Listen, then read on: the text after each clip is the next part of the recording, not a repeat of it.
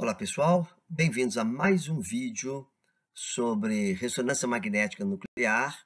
Essa é a parte 5 de uma série que eu estou gravando sobre o conteúdo do capítulo 9 do livro-texto Química Orgânica, de autoria de Solomons e colaboradores.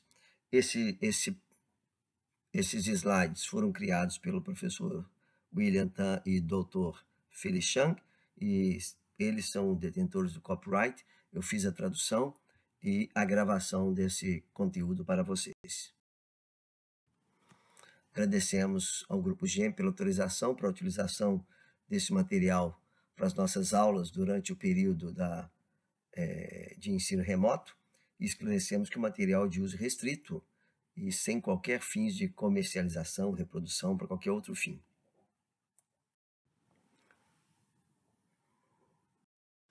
Dando então sequência a essa série de vídeos, nós vamos falar agora, estamos no item 7, nós vamos falar de espectros de RMN de hidrogênio e taxas ou velocidade de processos.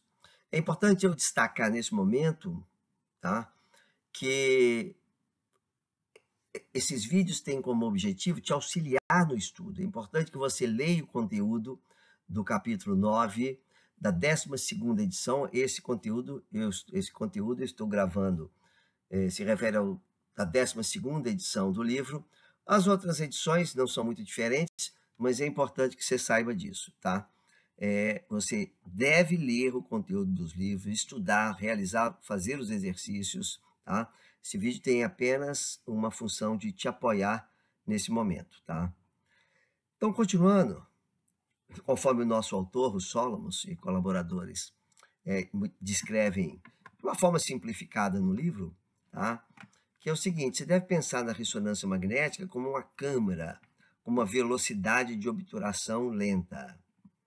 E ele faz aqui uma comparação que, da mesma maneira que uma foto fica borrada para um objeto que está se movendo rapidamente, se você já bateu uma foto e com a câmera, com o celular, por exemplo, e o indivíduo está se movendo, a câmera fica borrada, tá? A foto fica borrada.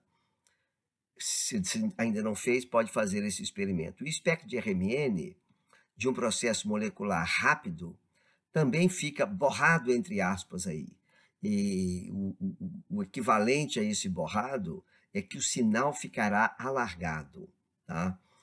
Nós vimos vários exemplos de espectro ao longo desses vídeos, nas páginas aí do capítulo 9.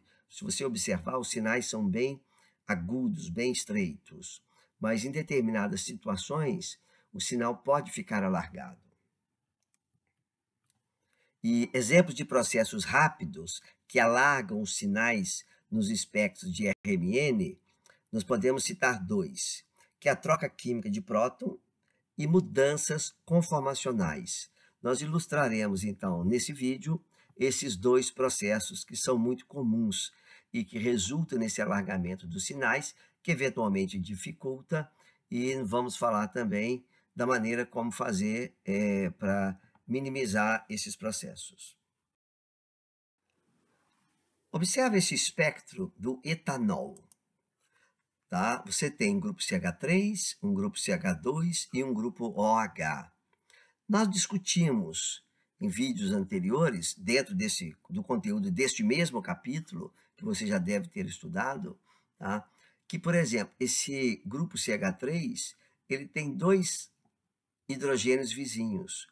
Portanto, 2 mais 1, 3, o grupo CH3 deve aparecer como um tripleto.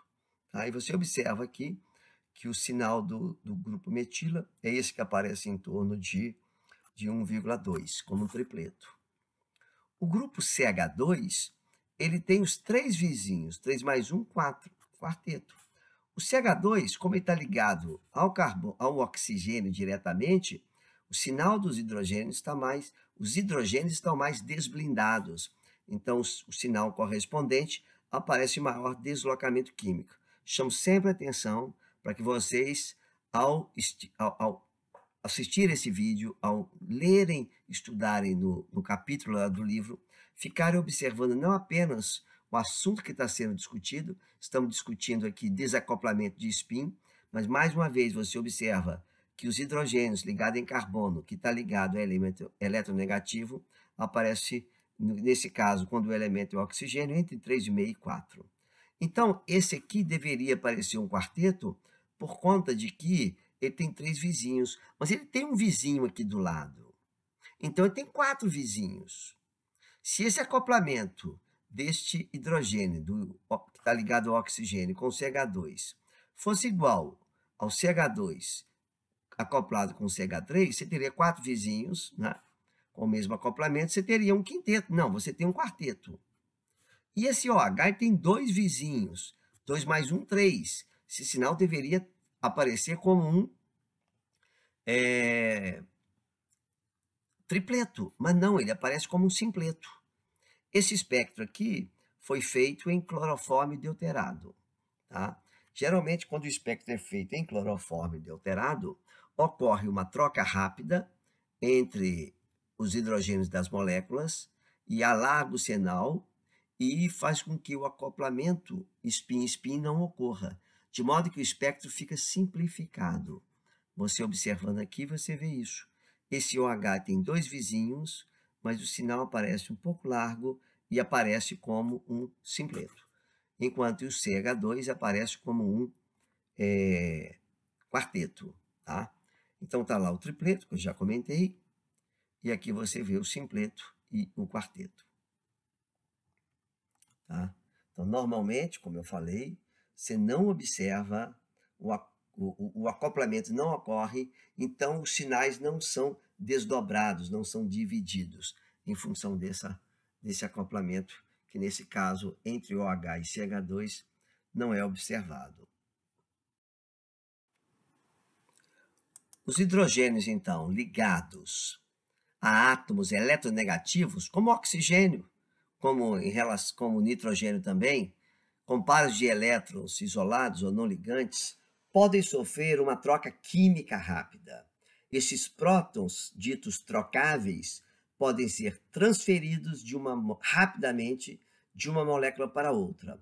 A troca é tão rápida que o hidrogênio da hidroxila não se acopla aos hidrogênios do grupo CH, nesse caso aqui, CH2.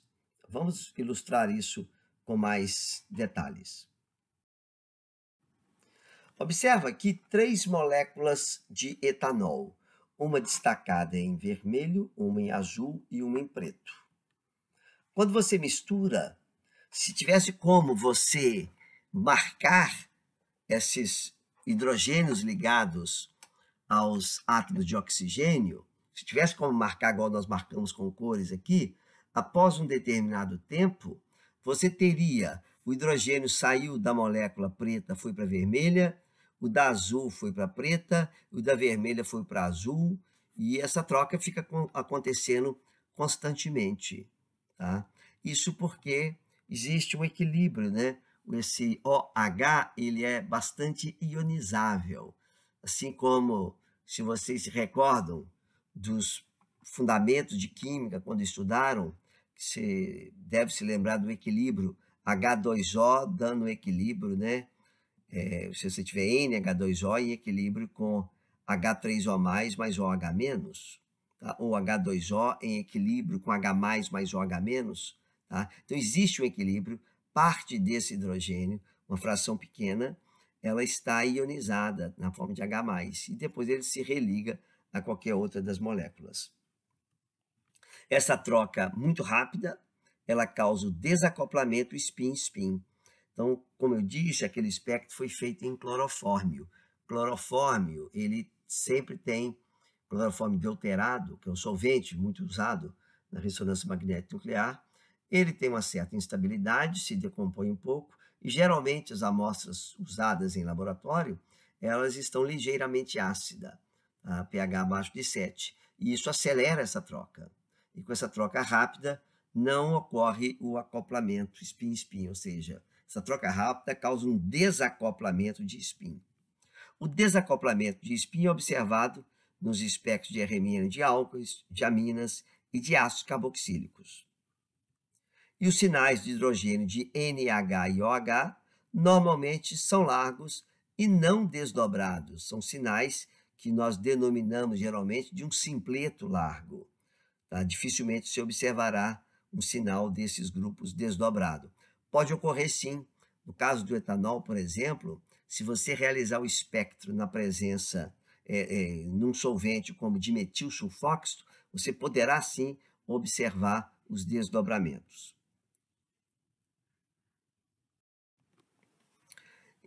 Continuando então, observa aqui. Se você pega o etanol e trata com D2O, agora você fez uma marcação, não apenas com cor, mas é que esse D é deutério, tá? E deutério, ele não apresenta sinal no espectro de RMN. Se você mistura, põe uma gota de etanol, dissolve em D2O, você terá um equilíbrio, tá? Se você tem excesso de D2O, o equilíbrio está deslocado nessa direção, ou seja, todo o etanol ficará deuterado. Nós dizemos aqui que nós temos o etanol deuterado na hidroxila. Como subproduto, você tem HOD. Então, os prótons que sofrem troca química rápida trocarão o hidrogênio por deutério da água, como ilustrado nessa equação. Se colocado em D2O, o sinal de RMN desses hidrogênios, desses prótons, desaparece. Porque se você tinha aqui o sinal de OH no espectro, você observava, você não tem hidrogênio, o deutério não dá sinal no espectro de RMN de hidrogênio, então o espectro desse composto não terá aquele simpleto do OH que nós acabamos de ver. Então, esse é um método muito útil para identificar sinais de RMN produzidos por prótons trocáveis. Se você tem um sinal no espectro que você desconfia que ele seja devido a um próton trocável, repita o espectro em D2O. Quando o sinal desaparece, é porque sim, ele era o próton trocável. Eu vou ilustrar esses conceitos que eu falei com um exemplo, com o espectro de RMN, para ilustrar essa questão da troca de D2O. Esse espectro não é do Solomons, é de um trabalho realizado pelo nosso grupo, pelo Milandip Karak, que era um dos meus alunos de doutorado na época, e ele foi publicado em 2016, vocês têm aqui a referência, tá? Eu não vou analisar o espectro todo com vocês, mas já chama atenção, só recordando mais uma vez do que nós já vimos em vídeos anteriores, na região de 6,5 a 8, nós temos sinais devidos ao anel aromático, tem um anel aromático aqui, outro anel aromático aqui. Em torno de 2, nós temos sinal do grupo metila, né, que é benzílico, tá? E nessa região aqui, em torno de 4,5 a 5,5, nós teremos os sinais de OH, do hidrogênio 5, que está ligado num carbono que tem um oxigênio, portanto, bem desblindado, e esse outro hidrogênio 6, que também está ligado num carbono que tem o oxigênio. Lembra que eu falei? Hidrogênio ligado em carbono que está ligado ao oxigênio aparece em torno de 3,5 a 4, mas esse aqui está aparecendo quase 5. Por quê? Porque além de ele estar ligado num carbono que tem um oxigênio, está adicionalmente desblindado, porque tem aqui ligado um anel benzênico, então ele é benzílico também. Então, o nosso foco é o seguinte, como que está o espectro? Essa parte aqui, olha, expandida, você vê 3 sinais. O OH, ele é vizinho de um hidrogênio, que é o H6, então ele aparece como dupleto. Neste caso aqui, o espectro foi feito em dimetil sulfóxido, você tem aqui o sinal do dimetil sulfóxido, da água do dimetil sulfóxido, tá? Que é o solvente dimetil sulfóxido deuterado. Então, neste caso, o OH, sim, ele aparece como dupleto. O H5 é vizinho de H6, então ele aparece como dupleto, então um dupleto muito simples aqui. E o OH, como ele é vizinho de H6, eu já falei, ele aparece como dupleto. Como o H6 ele acopla com o H5, dá um dupleto. Como ele acopla com o OH, também dá um dupleto. Como essas constantes de acoplamento são parecidas, muito próximas, isso aqui parece que é um tripleto. Ou seria um dupleto duplo, mas você observa que o H6 não é um dupleto. Então, quando esse espectro, esse aqui, você observa várias coisas, desculpa, foi feito em acetona D6, está aqui. Acetona deuterada, tá? Esse aqui é o sinal, deve ser o resíduo de acetona, deve ser esse, acetona deuterada, não foi de metilsulfóxido, tá? Desculpe. Aqui você observa, olha, resíduo de solvente, olha aqui, olha. Esse sinal, mais esse sinal e esse sinal pequenininho, isso deve ser resíduo de acetato de etila. Ressonância magnética nuclear é muito poderosa, tá? Ela te permite observar resíduos, tem um outro pequeno resíduo aqui, tá? Que não sei o que se trata, tá? Mas você observa essas pequenas impurezas. Voltando aqui, então, focando a nossa análise nesses três sinais, H5, H6 e OH, em acetona, aqui não tem o ácido, como eu falei, que é comum no cloroforme deuterado. Então, o OH aparece como dupleto, o H6 acopla com o OH e acopla com H5, dupleto duplo ou tripleto, depende dos valores da constante de acoplamento, temos que medir, e o H5 como dupleto. Quando você faz esse espectro em D2O, você acrescenta D2O, você observa que este sinal da hidroxila sumiu, tá? E outro sinal que sumiu, que eu não mostro aqui, é esse NH, tá? Se você, pegando o espectro completo, esse também some, porque o NH também troca com deutério. Então, fica confirmado que esse sinal central é do OH, e o H6, que acoplava com o OH, agora não acopla mais, porque não tem OH, tem OD, então ele agora parece como um dupleto, ele só acopla com H5. Esse é um exemplo bastante interessante, chama atenção, não é do solo, mas eu senti a necessidade, nesse momento, ilustrar e chamar a atenção dessa parte central para ilustrar a questão do acoplamento de OH, que às vezes se ocorre e às vezes não ocorre, em função da velocidade dessa troca. E a velocidade da troca de próton, ela é aumentada na medida em que você tem um pouco de ácido no solvente que catalisa esse processo. Nós vamos agora falar do outro fator que causa esse alargamento nos sinais, tá? Nós comentamos um fator que é a troca de prótons, desses prótons ligados a elementos como oxigênio e nitrogênio. O segundo fator são as mudanças conformacionais. Em temperaturas próximas à temperatura ambiente, as ligações simples carbono-carbono podem girar livremente. Isso em caso de sistema de cadeia aberta ou em caso de anéis como ciclohexano, ciclopentano, eles têm uma certa flexibilidade para um giro parcial em torno dessa ligação. Tá? Não livre, mas tem um certo giro. Então, quando nós medimos os espectros de RMN, de hidrogênio, de compostos com ligações simples, que permite essa rotação, tá? Os espectros que nós obtemos geralmente refletem os átomos de hidrogênio em seu ambiente médio. Bom, vamos esclarecer isso. Observa aqui, esse é o butano, tá? CH3, CH2, CH2, CH3. Eu vou focar a minha atenção em torno dessa ligação central aqui. E eu destaquei em azul os dois grupos metilas, e daí eu represento uma conformação. Aquela ligação simples carbono-carbono, ela pode girar livremente a temperatura ambiente.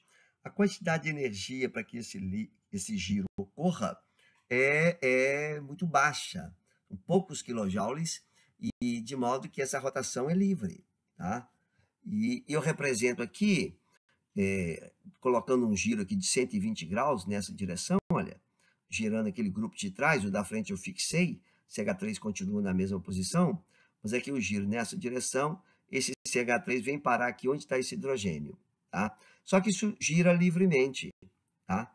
Aqui eu tenho uma projeção de Newman, ligeiramente deslocada para você observar, mas seria a projeção de Newman eclipsada.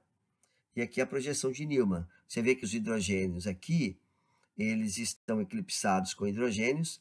Aqui esse hidrogênio está eclipsado com essa metila, esse hidrogênio está eclipsado com essa metila. Ou seja, os hidrogênios estão em ambientes diferentes.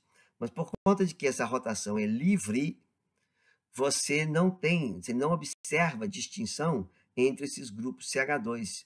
Isso aparece como um sinal apenas. Esses dois hidrogênios, eles são equivalentes quimicamente, portanto, darão apenas um sinal. Tá? Eles são homotópicos, né? Lembra do conceito de homotópicos no vídeo anterior? Se você não se recorda, retorne e volte e assista o vídeo anterior, tá? De modo que eles dão um sinal só, mas isso por conta dessa rotação livre, tá? Os dois hidrogênios ali estão em posições diferentes, em ambientes diferentes, mas por conta de que a rotação é livre e rápida, o que se observa, o que é registrado é um ambiente médio para todas essas conformações. Ou seja, essas representações são chamadas de isômeros, são isômeros conformacionais ou conformeros. Mas o fato é que é impossível isolar esses conformeros. Portanto, o RMN é um RMN da média de conformações. Tá? Vamos pegar um caso que nós já tratamos antes, que é o bromoetano. Aqui você tem o bromoetano, os dois hidrogênios, que nós já vimos, são homotópicos, tá? E eles estão no mesmo ambiente químico, isso nós vimos no vídeo anterior. Mas imagine por um momento que as ligações carbono-carbono não girassem. Digamos que você pudesse congelar nessa conformação aqui, tá? Se você pudesse congelar nessa conformação, esses três hidrogênios, que agora eu marquei de azul, roxo, rosa ou púrpura e verde, marquei de cores diferentes. Se a ligação CC for congelada, os três hidrogênios não serão equivalentes. Esse verde até será equivalente com esse púrpura. Por quê? Porque você tem aqui um plano de simetria. Então, este é equivalente a este, mas eles não são equivalentes a este de cá. Se a ligação fosse congelada, se a molécula fosse congelada e a ligação não tivesse como rodar. No entanto, essa ligação ela gira em torno de 1 milhão de vezes por segundo, num tempo tão curto que, durante o tempo de medida de obtenção do espectro, ela passa de uma para outra muito rapidamente. Então, o que se registra é o ambiente médio deles. Observa aqui essa representação, que é a que eu tinha anteriormente. Se você gira de 120 graus, tá? A ligação, os grupos da parte da frente, você observa que a mudança de posição, esse hidrogênio passa para onde estava o verde passa para onde estava o azul e o azul passa para onde estava o púrpura. Se você gira novamente de 120 graus, você tem outra conformação. Agora observa que se você não tivesse marcado com cores, você não ia perceber que houve a rotação. Você não teria como distinguir esse desenho, desse desenho, desse desenho. Então, por conta dessa rotação muito rápida, os três acaba que se tornam equivalentes. Tá? Eles terão o ambiente médio de cada um deles vai ser o mesmo, ou seja, a densidade eletrônica, campo magnético efetivo sobre cada um deles vai ser idêntico. Portanto, os três darão apenas um único sinal. É essa rotação rápida que torna esses três hidrogênios equivalentes. À temperatura ambiente, as conformações da cadeira do ciclo quizano se interconvertem tão rapidamente que vemos apenas um sinal de RMN de hidrogênio. Observe esse composto aqui, ciclo hexano, na conformação em cadeira. Caso você tenha dúvidas sobre essa representação, eu sugiro que você volte e assista os vídeos sobre alcanos, tá? Estude no capítulo correspondente do livro-texto aí sobre alcanos, tá? Mas está destacado aqui em vermelho os átomos de hidrogênio nas posições axiais e destacado em azul os átomos de hidrogênio nas posições equatoriais.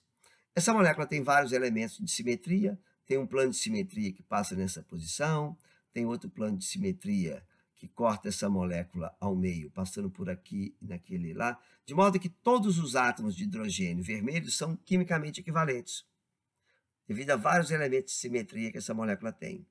Todos os átomos de hidrogênios em azul, na equatorial, são quimicamente equivalentes. Então, nós deveríamos observar dois sinais. Um sinal para os hidrogênios vermelhos e um sinal para os hidrogênios azul. Ocorre que, rapidamente, quem estava na equatorial passa para a axial. E quem estava na axial, que é o vermelho, passa para a equatorial, passa a ocupar o lugar do outro. Como esse equilíbrio é tão rápido, ele ocorre numa fração de tempo muito menor que o tempo gasto para obtenção de um espectro de RMN, o equipamento não consegue detectar essa conformação nem essa. Quando ele está detectando essa, já mudou para essa. Quando está detectando, já voltou para essa. De modo que o que se registra é um espectro médio, que vai ser composto por apenas um sinal, porque todos passam a ser equivalentes por conta dessa interconversão rápida. Então, em temperaturas baixas, as mudanças conformacionais em cadeira do ciclo hexano são lentas. Na medida que você começa a reduzir muito a temperatura, você começa a congelar a molécula numa conformação. Aí sim, se você congela nessa conformação, você deve observar no espectro um sinal devido aos hidrogênios vermelhos e um segundo sinal devido aos hidrogênios azuis, mas isso se a molécula for congelada. O espectro de RMN torna-se complicado devido aos acoplamentos de spin-spin entre os hidrogênios axiais e equatorial não equivalente. Então, vamos imaginar agora que você pega o ciclo hexano e faça que substitua todos os átomos de hidrogênio, exceto um deles, por deutério. Então, aqui você vai ter um espectro simples, vai ser uma linha simples, tá? Um sinal só. Mas se ele está na equatorial, o sinal tem um deslocamento químico. Se ele está na axial, o sinal tem outro deslocamento químico, tá? Então, se você obter o espectro a menos 100 graus, o ciclo hexano D9, esse D9 que é D11, isso quer dizer deutério 11, significa que é o ciclo hexano com 11 átomos de deutério. Ele dá apenas dois sinais de igual intensidade. Se você congela essa amostra a menos 100 graus, resfria ela a menos 100 graus, tá? Parte das moléculas estarão nessa conformação e uma outra parte, a outra metade, nessa conformação. Como a velocidade de conversão de uma na outra é muito lenta, o tempo gasto para uma converter na outra é muito lenta, durante o processo de obtenção do espectro de RMN, se registra o espectro dessa forma e o registro dessa forma. Então, você vê um sinal para este e um sinal para este. Como os sinais são iguais, do mesmo tamanho, a conclusão que se chega é que, nesse equilíbrio, quando a molécula é, digamos, congelada, ela fica 50% nessa forma e 50% nessa forma. Então, as interconversões das duas conformações são lentas a menos 100 graus. Como os átomos de deutério são invisíveis no espectro de RMN, você observa, então, dois sinais, tá? Para essa mistura. Você passa agora a ter uma mistura de dois conformeros, tá? E o espectro, então, registra um sinal para este e um sinal para este. Nós terminamos essa parte, não terminamos o capítulo ainda, vamos continuar na parte 6, tá? Espero que tenha sido útil para você, tá? E que te ajude a acompanhar o conteúdo no livro-texto. Você deve ler o conteúdo no livro, deve resolver os exercícios ao final do capítulo, e caso tenha dúvidas, procure o seu professor, ou pode entrar mesmo em contato comigo aqui no canal do YouTube. Você pode escrever para mim que eu te atenderei. Tá? Um grande abraço e até o próximo vídeo.